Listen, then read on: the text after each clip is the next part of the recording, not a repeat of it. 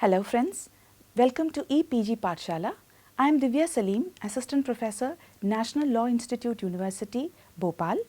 In connection with the EPG Pathshala project on social legislations and crime, today I would be dealing with socio-economic perspective of immoral trafficking. Now this topic has the following learning objectives. First, to acquaint the students with the act of trafficking and prostitution, to describe and examine the economic perspectives of immoral trafficking in India with emphasis on the demand and supply theory. Third, to describe and examine the social perspective of immoral trafficking in India. Fourth, to kindle an analytical approach in students, equipping them to appreciate the social and economic impact of immoral trafficking on the Indian society. As an introduction, I would say that invention of trade is the most effective method of satisfying human needs and wants. Be it any society, humans have done this, and it was quite natural that gradually they traded on humans itself. Human trade or slave trade existed in the early civilizations, and sex trade with prostitution flourished maximum during the colonial period. During the 1800s, trafficking of women were done on a massive scale to meet the demands of military troops, administrators and laborers in the colonial and frontier areas. Although trafficking of humans, an obscene and despicable outrage of violation of human rights, can accurately be considered or described as the oldest business that humankind has ever engaged in, the commercialization of human beings and their exploitation in diverse forms has earned the status of transnational organized crime in the modern day. It must be borne in mind that defining the expression trafficking is in itself a Herculean task, which is one of the primary reasons why most of the national legislations and international conventions on trafficking do not feature a definition for this term. The first attempt to this was made in the United Nations Protocol to prevent, suppress and punish trafficking in persons, especially women and children, which is enhancing the United Nations Convention Against Transnational Organized Crime of 2000. This protocol is widely known as the Palermo Protocol. Definition of trafficking has been given under Article 3, Paragraph A of the United Nations Protocol to prevent, suppress and punish trafficking in persons, especially women and children, widely known as the Palermo Protocol, as the recruitment, transportation, transfer, harboring or receipt of persons by means of threat or use of force or other forms of coercion, of abduction, of fraud, of deception, of the abuse of power or of a position of vulnerability or of giving or receiving of payments or benefits to achieve the consent of a person having control over another person for the purpose of exploitation. Exploitation shall include at a minimum the exploitation of prostitution of others or other forms of sexual exploitation, forced labor or services, slavery or practices similar to slavery, servitude or removal of organs.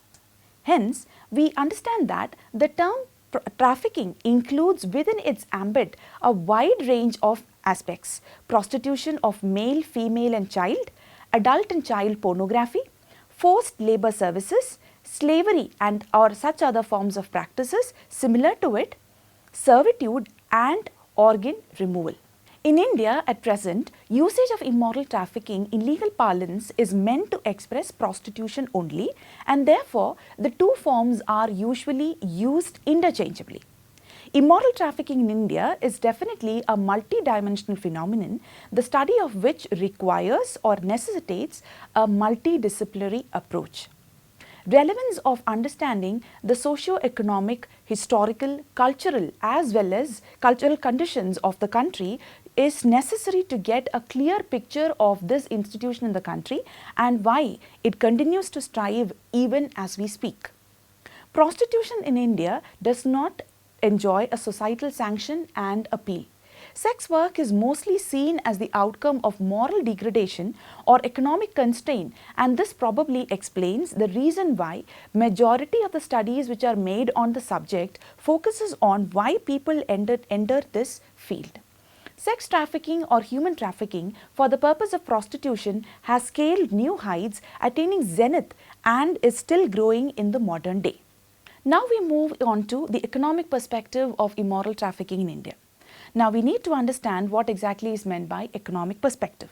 It means a viewpoint that envisions individuals and institutions making rational decisions by comparing the marginal benefits and marginal cost associated with their actions. To explain this, I'll take two examples. Let's say, for instance, if I need to start a business, I would first look into what are the maximum costs that or the input that I would have to give for the business and how much would that profit be. So after making the calculations, I would decide as to which would be the most appropriate business venture for me. Now applying the same logic in criminal law, let's say for instance, if a person wants to rob an ATM, he would, before deciding to do that, have a mental calculation on the cost as well as the benefits of his actions. Cost in the sense, how much of a work would he have to invest, what would be the possible risk that is involved, and after furthering all of this, if his benefit is much higher than the marginal cost, then he would decide to go forward with his actions. Now we apply the same logic to the case of prostitution also. The clandestine nature of the sex sector in India definitely mars the precise determination of its size and economic significance, and this dilemma gets escalated due to the non-acknowledgement of contribution of prostitution to the gross domestic product of the country. We look into one of the subpoints now, prostitution as a means offering economic incentives. Economic desperation is considered as one of the primary compelling reasons, which is followed by lack of education facilities and adequate employment opportunities. Now this happens to be, these two factors coupled together forms the primary reason as to why people engage in prostitution. Moreover, the impact of globalization. Globalization has made rural poverty level increased, and because of which there are chances of greater levels of exploitation of women. Unskilled workers no longer hold good in globalized world, and rural women mostly engaging in unskilled labor hardly gets any protection or recognition in the new economy, thus making them all the more vulnerable to immoral trafficking. Extensive economic incentives along with employment opportunities to all directly and indirectly involved with this industry has been a very crucial factor as which could be considered as one of the reasons as to why this industry thrives. To explain this, we need to look into the parties which are involved directly and indirectly in the industry. Firstly, I would deal with the parties which are or the parties who are directly involved in the business. First, families of the prostitute. Families of the prostitute may be the most important beneficiary of this particular profession. They might be knowing or they might not be knowing that somebody from their family is engaged in prostitution. However, the entire family survives on the earnings of such a prostitute. Second, owners, managers, pimps and other employees of the sex establishments. Third, owners, managers, cashiers, waiters, valets and other supporting staff of entertainment sectors such as that of massage parlors. Now these form the parties, these three categories form the parties who are directly involved or who are the direct beneficiaries of this particular profession. Coming to the second head, which is parties indirectly involved. That would involve 5 categories. First, medical practitioners who provide regular health checkup for prostitutes. Second, operators of food stalls and hotels in the vicinity. Suppliers of cigarettes and liquor intended to be consumed, they form the third category. Owners of the apartments and buildings used for sexual transactions form the fourth category. And the fifth, people offering conveyance to sex establishments such as cab drivers, auto walas, rickshaw drivers, etc. So we understand that it is not just the prostitute who is earning benefit out of the income that she is deriving by this act. there are lot many other people who are involved directly or indirectly with this particular profession, and therefore they act as the subsidiary beneficiaries as far as this profession is concerned. Moving on to the second subpoint, prostitution and demand supply theory of economics. Prostitution has been considered as a source of foreign exchange with its growth as a transnational industry. Onset of sex tourism in India.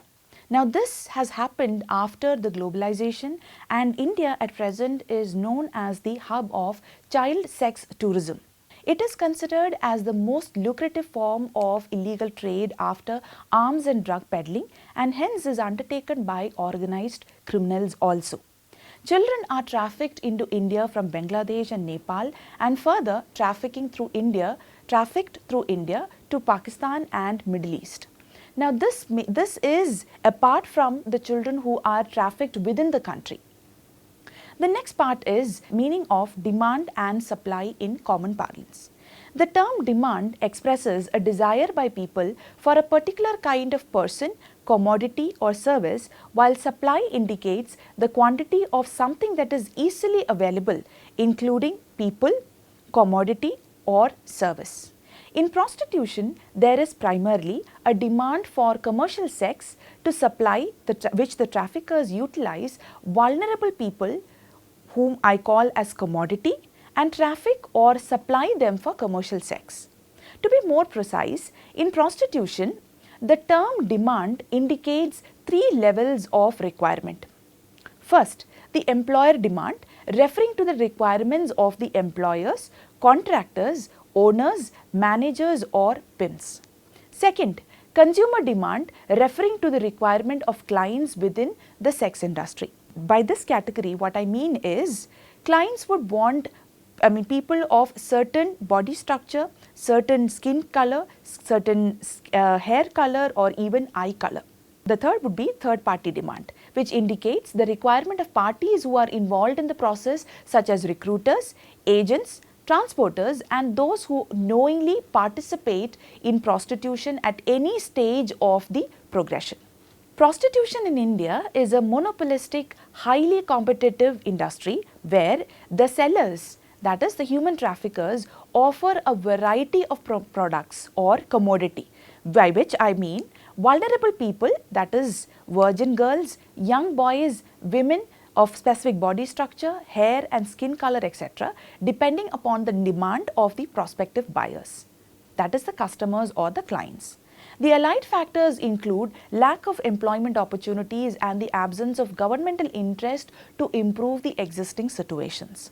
Moving on to the third limb of the presentation, which is the social perspective of immoral trafficking with specific reference to India. Now, when we talk about prostitution in India, it is definitely pertinent to keep in mind that prostitution in India has had a very long history and started as part of a cultural and religiously sanctioned practice. Now, how did it happen? To emphasize on that, I would start with the early system of Devdasis. The word Devdasi is a Sanskrit word which means female slave of God. And this system marks the beginning of such religious customs and traditions in India where a girl is dedicated to a deity, an object of worship or to a temple at birth or when she is quite young. She is required to be part of all the daily rituals and occasional ceremonies of the temple, and being in service of the deity accorded ritual sanctity and social eminence. Although they were associated with the deities, in many of the temples they were sexually exploited, and presumably over a period of time their functions came to involve meeting the needs of the earthly gods such as the kings, powerful chieftains and wealthy individuals. It is an interesting fact to know that families of the upper class never offered their girl children as Devdasis, instead bought children from the lower caste parents and offered them to the temples. This over a period of time became peculiar of the lower caste people and continues to do so even today. During the Mughal era, Muslim girls were used as tawaif to be used as means of entertainment in the courts. Now the Devdasi system deteriorated drastically during the Mughal and the British era and started getting portrayed as against public morality. It went on to get prohibited through the laws enacted to the British regime. The first legislation being the Bombay Devdasis Act of 1934, which continued even after post-independence. During the post-independence era, the first legislation which was brought forth in this effect was the Madras Devdasis Prevention of Dedication Act 1947, and the most recent one is the Maharashtra Devdasis Abolition Act of 2006. These legislations prevent women from dancing and singing in temples or religious occasions, all of which led to the withdrawal of long-term means of sustenance for these women. With no possible means to sustain themselves, commercialized sex became a very attractive alternative. In modern India, there exist several spots where prostitution is considered as tradition and resorted to by women for their livelihood. For example, Bediyas and Bacharas of Madhya Pradesh, Natpurwas of Uttar Pradesh. Coming to the second point, prostitution as the outcome of gender inequality and commodification of women. Under this point, I would say that prostitution thrives on gender inequality and perpetuates to a large extent the subjugation of women.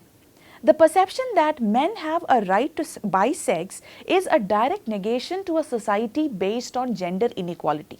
The combined effect of all these promotes prostitution, where a prostitute is a mere sexual commodity with specific attributes suiting to the individual client requirements, meant to serve as an object that is consumed by men. Now this is a very sad picture, because by being a prostitute, a woman loses her right as a human being in the eyes of men. With the onset of globalization, India, along with many other countries, opened up promoting tourism. This in turn led to sex tourism experiencing a phenomenal growth in all forms of prostitution. For these sex buyers, humanity of the victim is of least concern. They use them for pleasure, and the fact that once they have become a prostitute, an individual becomes an object, and therefore exploitation and abuse is but natural. Coming to the sociological perspective. Now, as I said, the third limb of my presentation would be on sociological perspective, in which I have basically covered prostitution as a customary and a religious practice, and prostitution as a result of gender inequality. Coming to the third aspect of this topic, I would talk about sociological perspective, and I would try to mention prostitution or look at prostitution from sociological theories. Before that, we need to understand what we mean by social perspective. Social perspective of any subject is the study of human life and social interactions, as well as how these interactions shape groups and society as a whole. This perspective views society as a product created by humans that can be changed by them as well. There are three major sociological perspectives. They are symbolic interactionism, functionalism, and conflict theory. In this section, I would try to cover prostitution from all these perspectives. Before attempting to venture into that, we need to look into what these perspectives are. I would be dealing with them individually and then looking at that apply that perspective to examine prostitution. I start with the first one, which is symbolic interactionism. Symbolic interactionism, also known as the symbolic interaction theory, is a perspective that puts a large emphasis and symbolic meaning on social interactions that humans develop. This theory was introduced by the philosopher George Herbert Mead, but can be traced back to Max Weber also. Now, this theory examines the meanings that people impose on objects, events, and behaviors. Applying this perspective to prostitution, we find that prostitution from a symbolic interactionist perspective focuses on the extent of skills and personal vigor acquired by a prostitute in order to survive in this socially condemned profession. We also find that the maximum amount of training that is undergone by a prostitute is with respect to handling and maintaining her clients, how to earn maximum amount of money with least amount of work, maintaining oneself, that is looks, hygiene and grooming, art of conversation with clients, working habits, personal style, enthusiasm and self-respect. In short, various strategies are learnt by a prostitute which will cater her occupational identity as a professional. Moving on to the second perspective, which is the functionalism. Functionalism is a theory which was formed by Emily Durkheim, which analyzes how social order is possible and how society remains stable. It postulates that each part of the society functions to provide stability for the whole society, and that if a society is disorganized, it must change itself to stabilize. Applying this to explain prostitution, we find that prostitution primarily focuses on prototype of associations amongst prostitutes, pimps and customers and its impact. It depicts prostitution as a form of deviance which is necessary and beneficial for the survival of the society because of the following reasons. 1. It provides employment opportunities to women. 2. It offers opportunities to men for sexual experimentation outside of their marriage when their spouses are not willing to play along. Third, it keeps the marital relationships intact, as relationship with a prostitute is merely a physical relationship without any emotions involved. This restricts respectable sexual relationships, childbearing and child rearing, all of which are part of marital relationship itself. It guarantees opportunities to quench sexual appetites of men who are away from their home for a longer period of time owing to their employment. It ensures opportunities to satisfy the sexual urges of men who are unable to compete in the marriage market. Now coming to the third theory, which is the conflict theory, it has been derived from the works of Karl Marx, who studied power and coercion and its effect on the social order. Marx believed that those with great political, economic and social resources would hold the maximum power in the society, and they in turn would maintain social order through domination. Prostitution from a conflict theory perspective provides reasons for existence of female and child prostitution. It considers the existence of prostitution in society as a result of economic inequality. In a society where there is gender inequality, unequal access of employment or educational facilities, property rights and other resources, along with restricted female access to the mainstream society, it is natural and inevitable that women would barter her body for economic support from men. It also offers explanation for child prostitution, since young boys and girls as well as those from poor financial background get minimal or no earning power, and therefore for them the most alluring way to support themselves in the market is to offer their own body. This perspective holds good to explain the existence of prostitution in India. It focuses on the existence of gender disparity in all walks of life, which coerces a woman or anybody to join the field of sex work and justifies their decision to continue. To explain child prostitution, I am referring to the supply-demand theory and explaining the factors. The supply factors would include poverty, bonded debt and slavery, religiously sanctioned practices like Devdasis and child marriage. Abandoned children, broken and dysfunctional families, natural calamities and poor rehabilitation factors also contribute as the supply factors for easy availability of children who can be brought into child prostitution. Coming to the demand factors, the demand factors include growth of tourism, specifically sex tourism in the country, possibility of high profits getting generated with low risk, creation of need and market by sex traffickers for experimental and tender sex, and the last factor, which is the most interesting one, misconception of child sex as a treatment for sexually transmitted diseases. These factors contribute as the factors supplementing the demand aspect.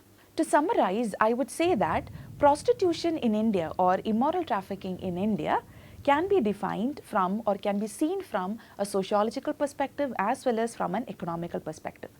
I have tried to explain the economic perspective by saying or by looking at it from by using the demand supply theory, and from the social perspective on three limbs. One, which is prostitution starting as a religious and a customary practice, prostitution existing because of gender disparity, and explaining prostitution using the three sociological theories. To conclude, I would say that in India, maximum attempt has been made or is being made to eradicate this social evil.